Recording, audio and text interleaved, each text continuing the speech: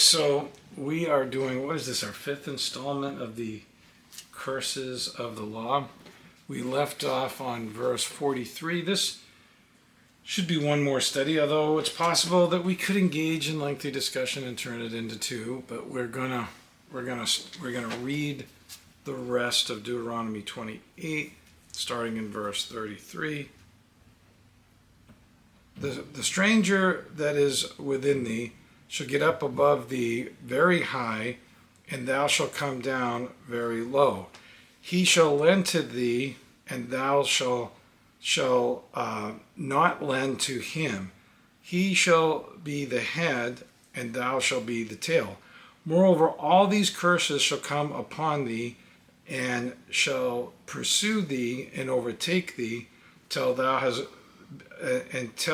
be destroyed, because thou hearkenest not unto the voice of the Lord thy God, to keep his commandments and his statutes which he commanded of thee.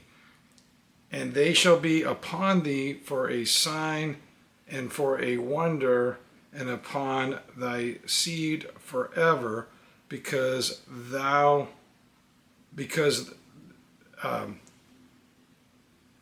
servest not the Lord thy God with joyfulness and with gladness of heart, for the abundance of all things. Therefore shall thou serve thine enemies, which the Lord shall send against thee, in hunger and in thirst and in nakedness and in all things, and he shall put a yoke of iron upon thy neck until he has destroyed thee. The Lord shall bring a nation against thee from far, and from the end of the earth, as staff as the eagle flieth, a nation whose tongue thou shalt not understand. A nation of fierce consonants, which shall not regard the person of the old, nor show favor to the young.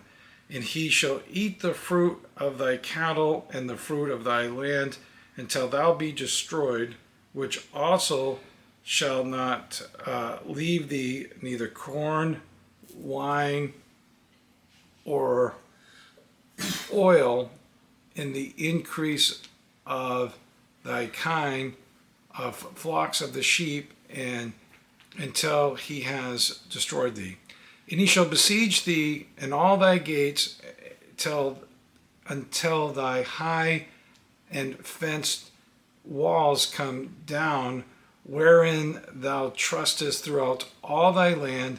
And he shall besiege thee in all thy gates throughout all the land which the Lord thy God had given thee. And thou shalt eat the fruit of thine own body, the flesh of thy sons and of thy daughters, which the Lord thy God had given thee, in the siege and in the straitness wherein thy enemies shall destroy thee. So that the man that is tender among you and very delicate, his eye shall be evil towards his brethren, and towards the wife of his bosom, and towards the remnant of his children, which he shall leave, so that he will not give to any of them of the flesh of his children whom he shall eat, because he hath nothing left him in the siege and in the straitness wherein thy enemies shall distress thee in all thy gates.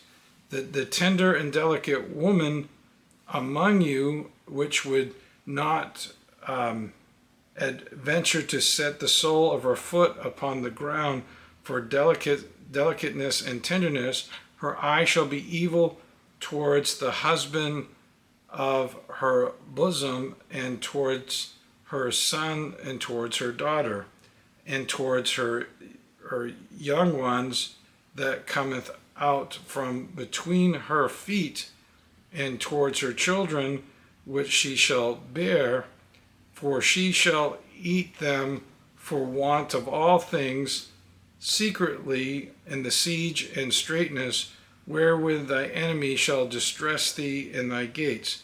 If thou wilt not observe to do all the words of this law that are that are written in this book, that thou mayest fear this phrase and fearful name, the Lord thy God. The Lord thy God will make thy plagues wonderful, and the plagues of thy seed, even great plagues, and of long continuance, and sore sickness, and of a long continuance. Moreover, he'll bring upon thee all the diseases of Egypt, which thou was afraid of, and they shall cleave unto thee. Also every sickness and every plague which is not written in the book of this law, them will the Lord bring upon thee until thou be destroyed. And you shall be left few in number, whereunto you were as the stars of heaven for multitude, because thou wouldest not obey the voice of the Lord your God. And it shall come to pass that as the Lord rejoice over you to do good and to multiply you, the Lord will rejoice over you to destroy you and to bring you to naught, and you shall be plucked from off the land where thou goest to possess it. And the Lord shall scatter you among all people from one end of the earth even unto the other, and there thou shalt serve other gods, which neither thou nor thy fathers have known, even wood and stone. And among these nations shalt thou find no ease, neither shall the sole of thy foot have rest, that the Lord shall give thee there a trembling heart, and failing of eyes, and sorrow of mind, and thy life shall hang in doubt before thee, and thou shalt fear day and night, and shall have no assurance of your life. In the morning thou shalt say, would God it were evening, and at evening shall say, would God it were morning, for the fear of thine heart wherewith thou shalt fear, and for the sight of thine eyes which thou shalt see. And the Lord shall bring thee into Egypt again with ships by the way whereof I spoke unto thee, and thou shalt see it no more again. And these you shall be sold unto your enemies for bondmen and for bondwomen, and no man shall buy you.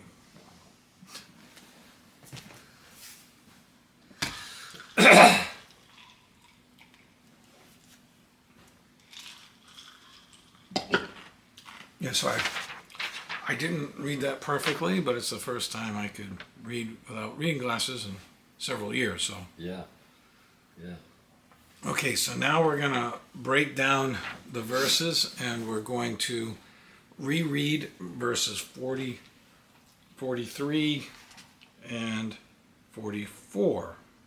It says, the stranger that is within thee shall get up above thee very high, and thou shalt come down very low.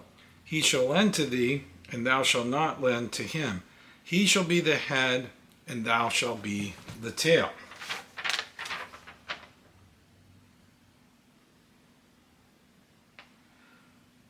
Okay, so I'm not sure that we've totally come to this place, but what's interesting, when you actually look at prophecy, it says that the ways of the kings, the Euphrates River shall be dried up, and the ways of the kings of the east shall be made free, is that some of our current policies, between the tariffs and the wars and the increasing of the debt and other such things, we are handing the control that we had to Asia. I'm not trying to say that Asia is bad, Right. but I think that they are becoming The world leader. the world leaders, and we are kind of diminishing ourselves. Maybe not quite to the degree that these verses are saying, but then if you look at it from a Christian standpoint, I think we are getting the recognized organized church is closer to what these verses say than, say, the secular Western world is. Mm-hmm. And so we're moving away from benevolency or being a moral leader, and then this new policy of selfishness, saying we have the control over everything, and everything that harms us is a problem, is actually going to, destroy us eventually. Because there was an irony that our Christian principles had this weird effect in the last century of making us rich. But it's not, I'm not saying that it's God's will for everybody to be rich, but what the irony was is that where we were focused on the common man grew, and then everybody in America had a better quality of life than Europe. But in Europe, the rich were better off than the rich in America. And now that's almost kind of shifting a little bit, because then now Europe has adopted more social policies and higher taxes, and now it's in many places in Europe their middle class is doing better than our middle class, mm-hmm. but our rich is doing better than their rich. So it's almost like we've kind of in the last 20 years flipped on that. But if you get beyond just the simple economics, okay, it says the stranger that is within thee shall get up above. So if you look at Asia, not only are the Asians doing better than the Americans on the world stage, but they're also doing better than Americans in America. Mm-hmm. So the Christian heritage of America is no longer the number one dominant force in America or in the world. And shall lend to thee, and thou shalt not lend to him. He shall be the head, and thou shalt be the tail. And although we haven't quite gotten to this point, we are close, because our debt is so high that if we continue with our selfish policies, like with the tariffs and kicking out immigrants and making things hard on people and randomly attacking countries, then they can just not lend to us, and then control us. They could completely destroy our economy. Right, and they have cut back, right. And then so we are unfortunately moving in that direction. Mm-hmm. We're not quite there, but I think, I'm just guessing at this percentage. I think we're kind of 70% there. Like, mm-hmm. if we don't change what we're doing, we will be there in the next 5-6 years. It's funny. It's like the Christian nationalists are afraid of this, but rather than, like Deuteronomy is saying, turn back to the law to prevent this. Instead, what they're doing is, let's be cruel and heartless. Yeah, they're actually causing it. Right. Yeah. And, okay, so then now let's, and we talked in the last couple of weeks about how not being into the law causes inflation. Right. So we're not going to repeat that, but if anyone's watching the tape, you can listen to last week's, and we explained that, in greater detail. Okay, so verse 45. Moreover, all these curses shall come upon thee, and shall pursue thee, and overtake thee, till thou be destroyed, because thou hearkenest not unto the voice of the Lord thy God, to keep his commandments and his statutes which he commanded thee. Okay.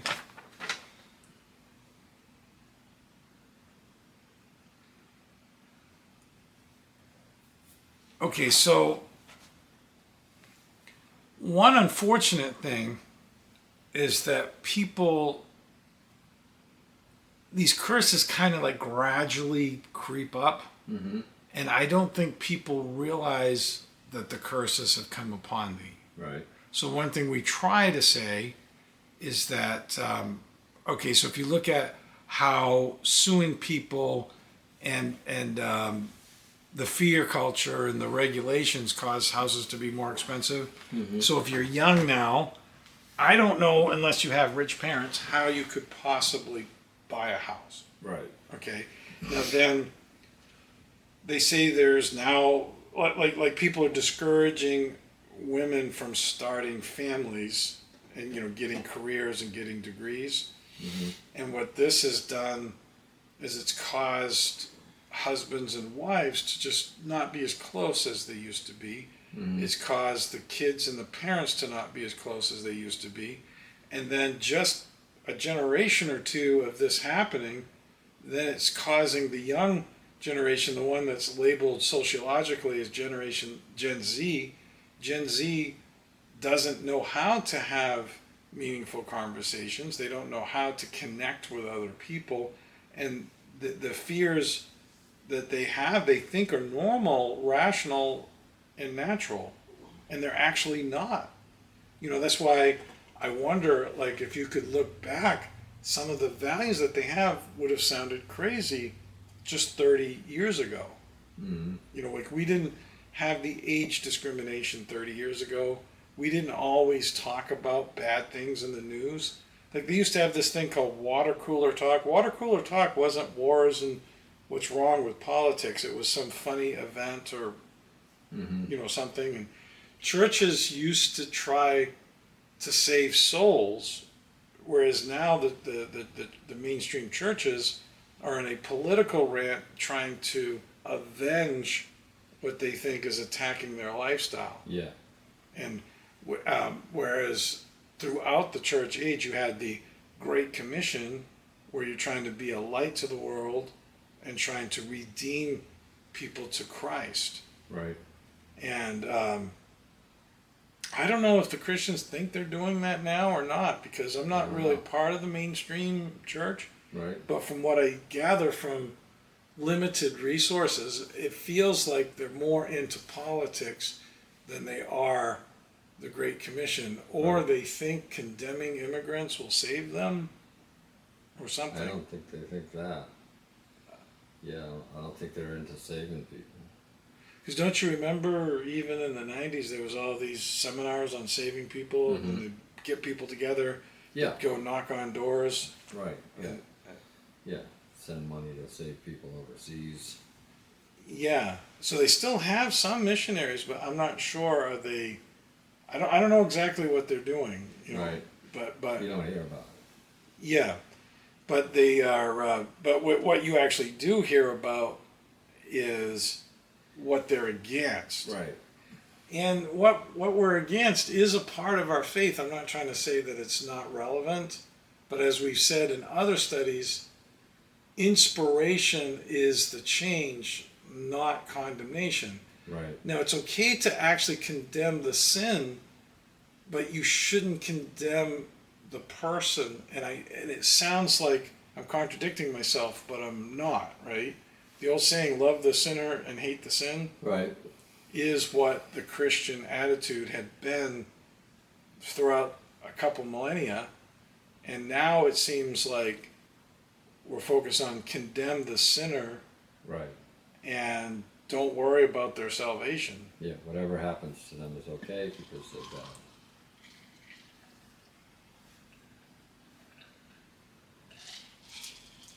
Yeah, I saw it like that. I don't know if it's a good time to mention that video clip I saw on Instagram where this guy posed as Jesus, and he said this is the new Republican version of Christianity, and he says all children come unto me, but if you're born from another country, you might bring a drug. You need to be deported. Mm-hmm. And then he said, what does it gain a man if he gain the whole world and lose his soul? He gains a lot. The world is really big, he says. There's a lot to be gained. He says, if a man smites thee on the left cheek, shoot him within 357 with your right hand. Yeah. Make sure thou shall get revenge, he says. It's absurd. and it's funny and it's true. So if anybody wants to comment on this and say that this isn't true, but like I said, I think the church has become politicized. Mm-hmm. And I think we've all been guilty of this. It's like when you compromise with the world, what happens is when you first doing it, you're presenting a more wholesome version of the world because you come in from a Christian place. But because a little leaven leavens the lump, once the lump gets leavened, the world loses the first battle, but they win the war. Yeah. So when the lump gets leavened, then you're not actually making things better. In the end, you're making it worse because then the worldly values take over. And now the difference is now you have Christianity labeled on the values that got destroyed. Yeah. And just to repeat what we said last week, okay, if you go in the late 1960s and 70s, churches were trying to become popular like everybody else in the world were, to be entertaining and fun. And then the doctrine got messed up, and that was the televangelism age. And then shortly after that, you had the doctrine of prosperity age that started in the mid 80s, and then somewhere in the mid 90s, the church started the process of becoming politicized, and it was kind of mixed with the doctrine of prosperity. And then I think now the doctrine of prosperity is still there, but it's not a dominating force. Where they change the doctrine makes the doctrine less sound. And I think politics is the driving force behind the church. And I think that's what's making. Oh, and I forgot to mention is when we talked a couple weeks ago, it was saying how the church has become a byword in all nations. And I mentioned how that happened in regards to the false churches. But I had mentioned that it happens to the new church, the good churches too. And I forgot to explain why. Is even if you're doing the right thing, true love has become demonized. Oh yeah. Being open to people is dangerous. Is dangerous, and then if you actually believe in God, you're so separated from the world. People that are in cults condemn you as a cult, which is ironic. But there's not a big following for the actual truth. So the truth becomes so desensitized by people that even the proper church becomes a byword in society during an apostasy like the one that we live in now. Yeah.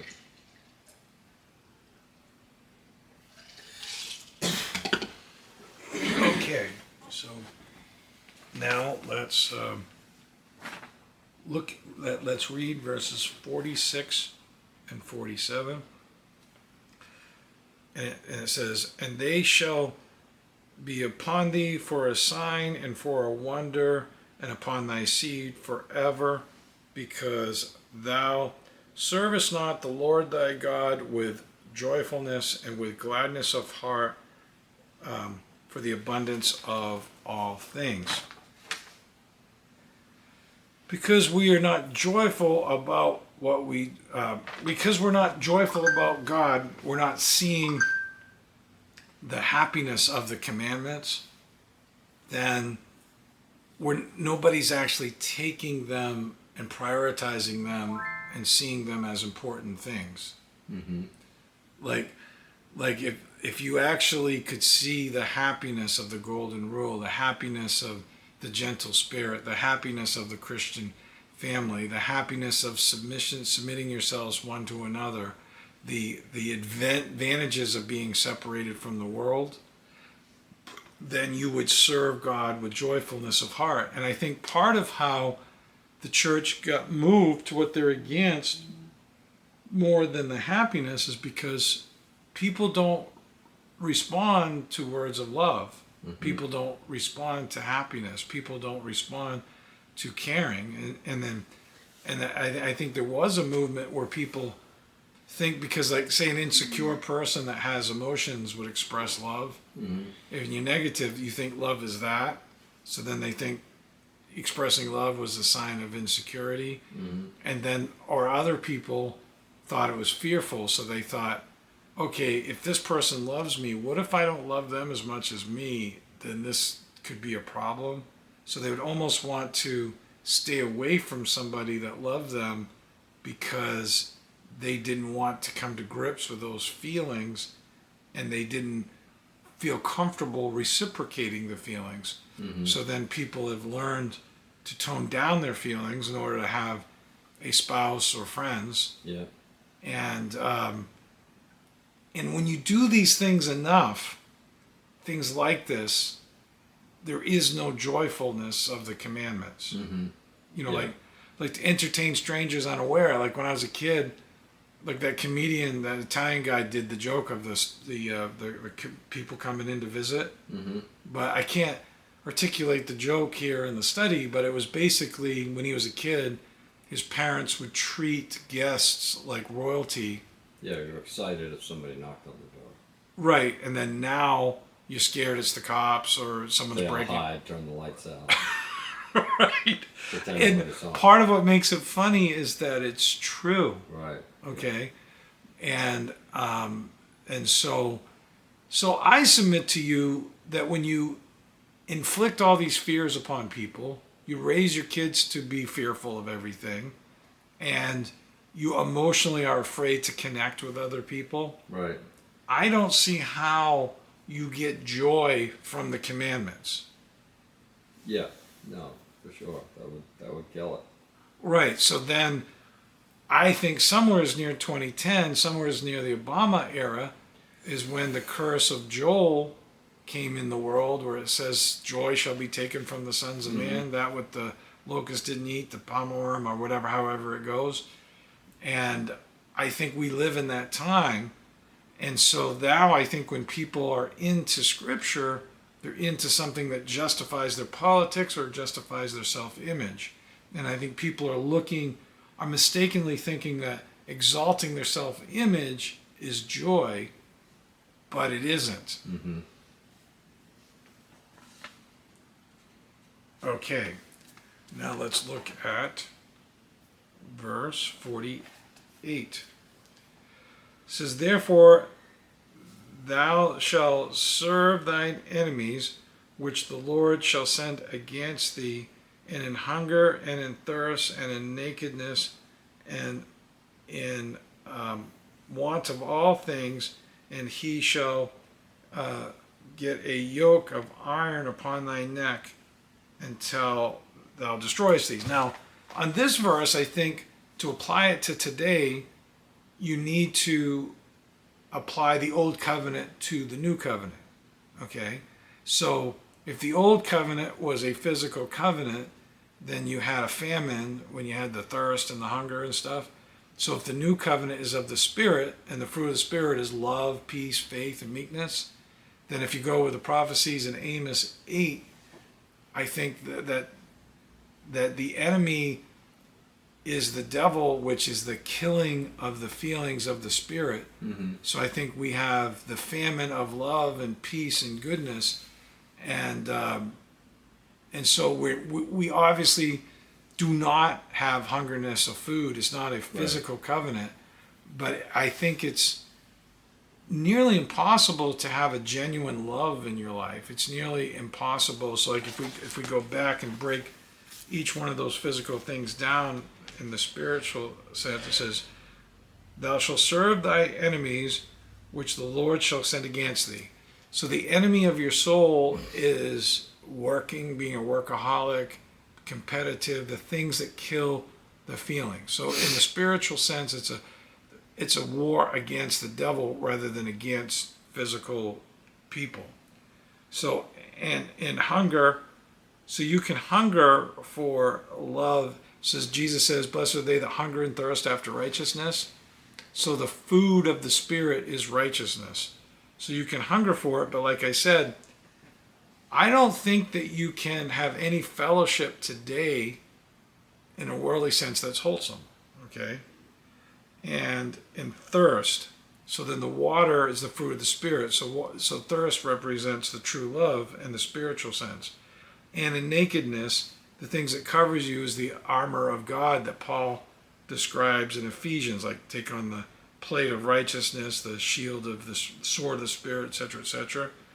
And to want of all things, and shall put a yoke of iron upon thy neck and, and have destroyed thee.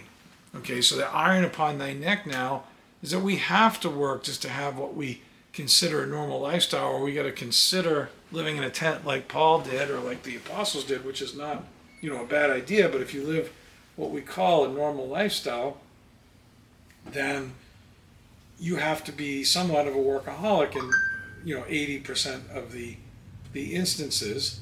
And then if you are if you want a wife, what's ironic is you got to not have one based on biblical principles. So then if you get one that's not a Christian, then you get all kinds of anxiety and compromises. And then if you take a stand for what actually is God's will, then you end up being alone.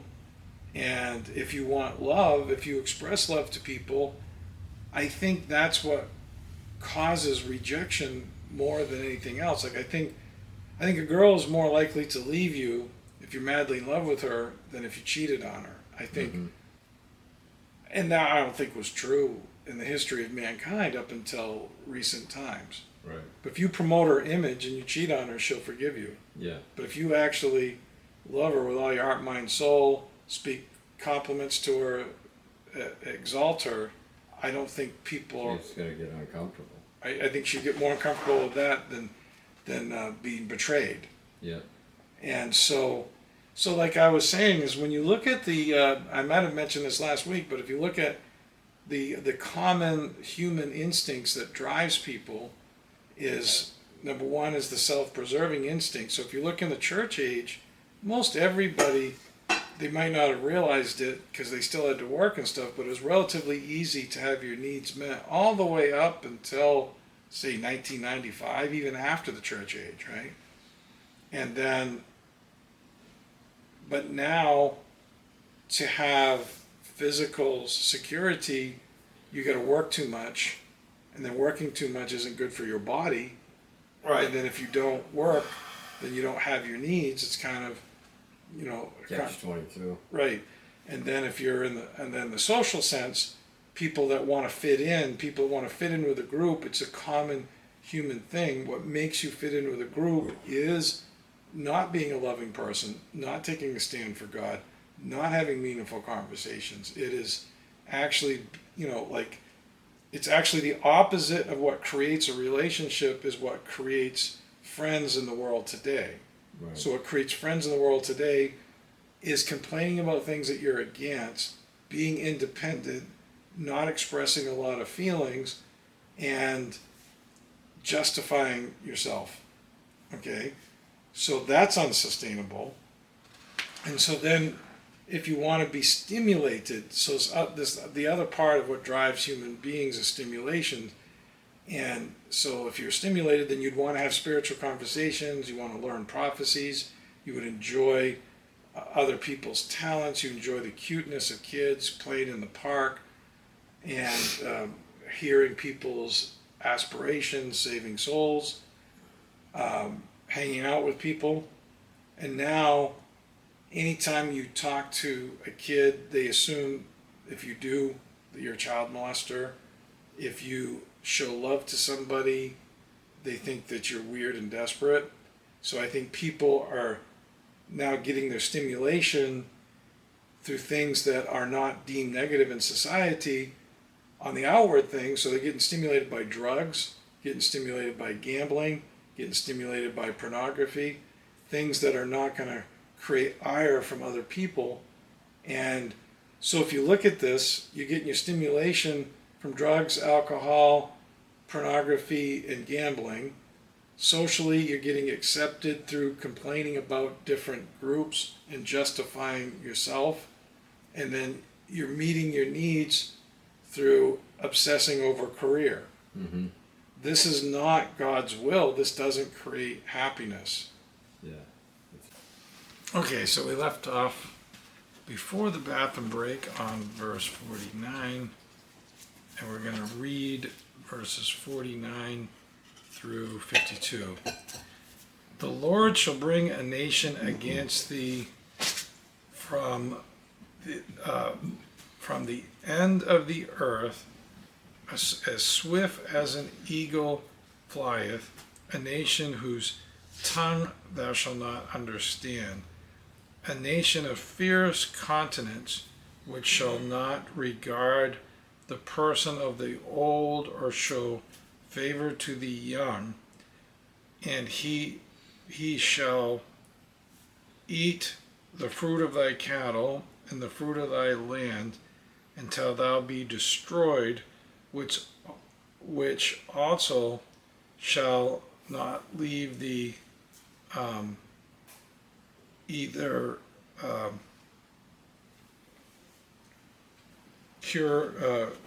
either wine or oil, the increases of thy kine or of thy flock or of thy sheep, as he has destroyed thee.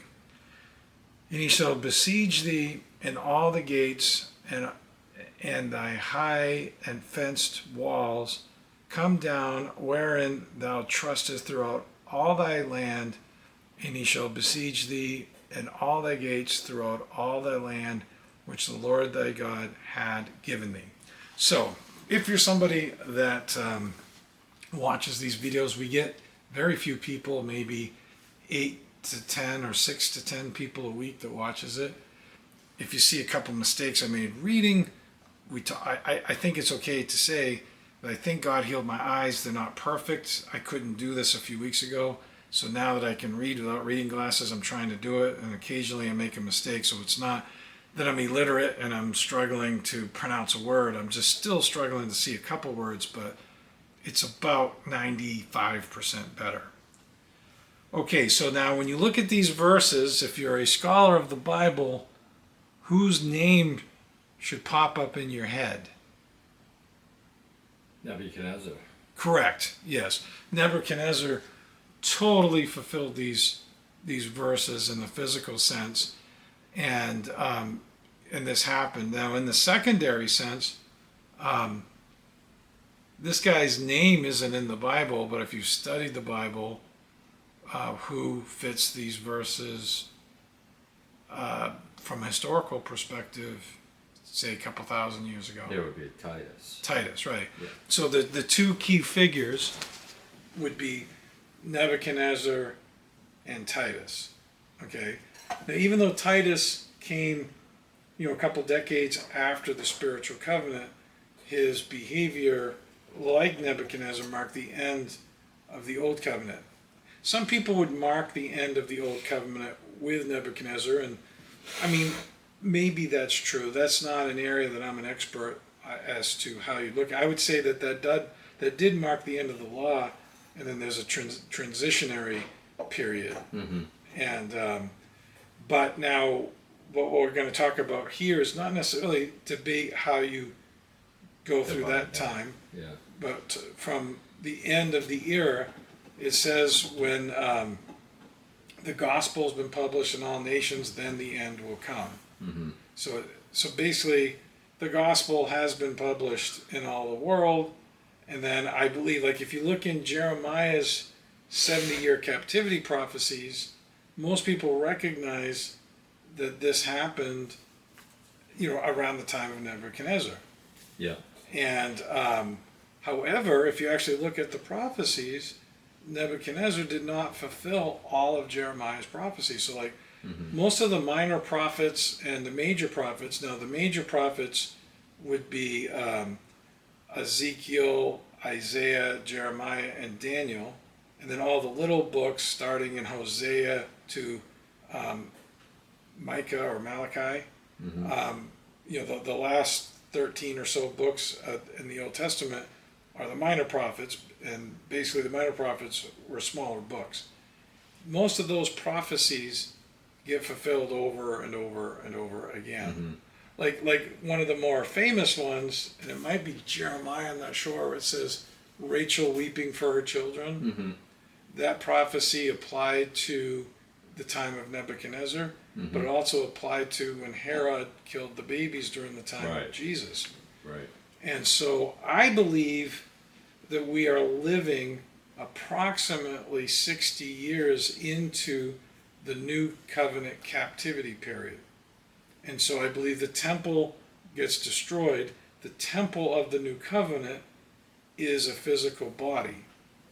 Yeah. So a redeemed body. So the body that is motivated by love and peace and goodness and faith. And where we're a light to the world, we're the salt of the earth, where we're redeemed, where we're practicing redemption. I believe for nearly 2,000 years that light to the world was shining strong. And I believe 1967, when the Jews recaptured Jerusalem, that the time of the Gentiles had ended in the fullness of the Gentiles, and that this is a consistent pattern in Scripture.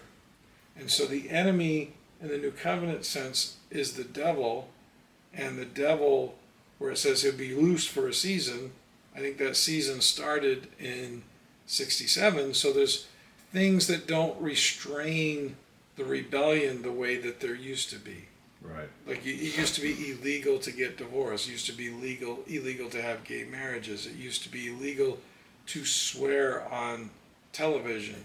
Mm-hmm. It used to be illegal to wear immodest clothing. There used to be social pressure to have a good family, to be a good mother, Mm-hmm. to be a good husband, and those pressures are gone.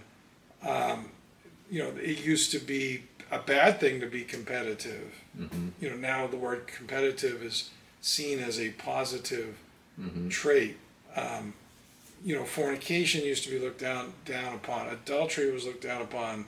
And then some people could say that we're more open-minded now, and in some ways we might be, but what good does it do to be more open-minded when you've lost family and connectiveness and feelings? Mm-hmm. As I said last week, sometimes what we lose to gain something, so to gain a degree of open-mindedness, we lost a lot more of the love and connectiveness than what we gained from being more accepting of people that are making mistakes. Mm-hmm. And so I think that swift nation under the new covenant is the devil. And I think that the oppression is sin. And I think the point of this lesson is the curses of the law. And I think, not liking the law kills the happiness, it oppresses people, etc., etc. Okay, so now let's look at verse 53. And thou shalt eat the fruit of thy own body, the flesh of thy sons and thy daughters, which the Lord thy God had given thee to in the besiege and in the straitness wherein thy enemies shall distress thee. Now, once again, in a physical sense, I've read stories about people escaping Vietnam in the 70s, and then someone died on the ship and they actually had to eat them to survive. It's hard to imagine.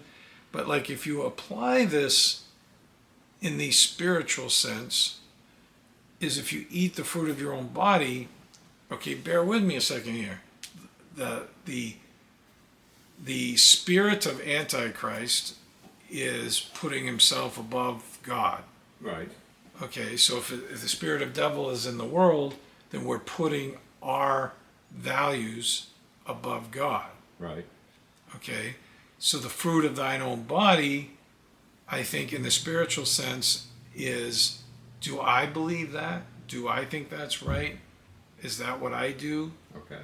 So I think in this apostasy, like eating the fruit is symbolic in the Old Testament.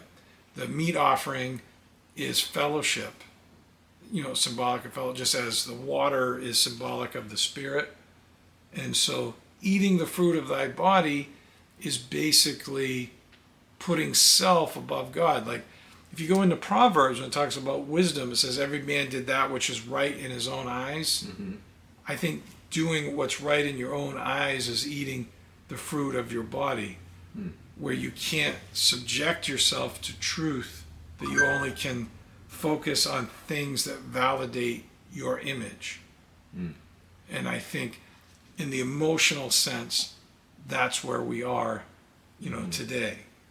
And then, like in the fruit of thy children, I think our children are being sacrificed to be pawns to exalt our self-image. Like I think a lot of people put a lot of pressure on their kids to say, okay, if my kid's a star athlete, this makes me look good, and if my kid makes money, then I get money. And then a lot of people now don't want kids because, well, I just read an article this morning that said the average cost of a infant their first year now is $20,000. That's not counting Hospital. the birth, right? And Yeah. and so people are looking at children as financial burdens, and they're and when you look at scripture, people kind of pick and choose based on the values that they have. So like a good person can like a lot of commandments because they naturally obey commandments. A bad person might not. And so I think the fruit of your body is subjecting your values, your truth and reality to your own perceptions rather than to God's word or the truth in general.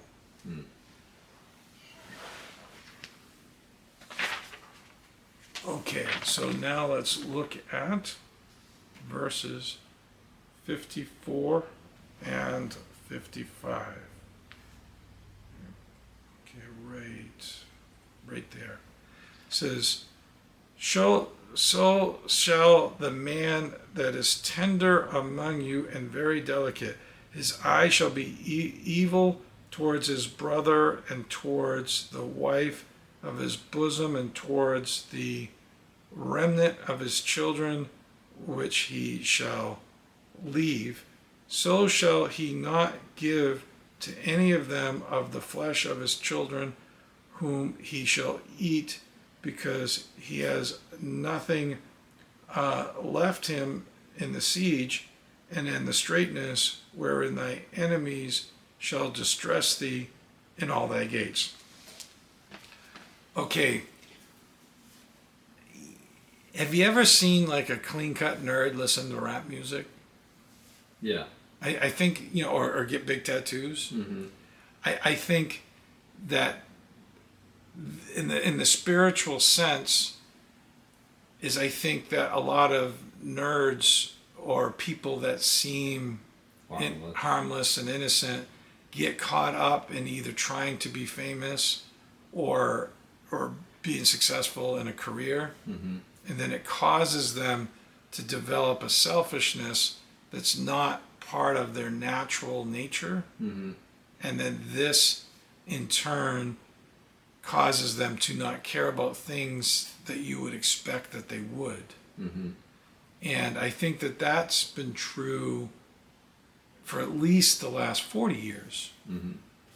And I think that's part of the curse. And I think the siege is the social mores that kill faith and feelings. Mm-hmm. Yeah. And so we got an hour. We're shorthanded. I think we might just do what I suggested, and we'll finish the rest of this lesson next week. Mm-hmm. So we'll do one more week of the curses of the law, starting in verse 55. And dear God, I pray that you all help us escape from this captivity period and become part of your remnant. In Jesus' name we pray, amen.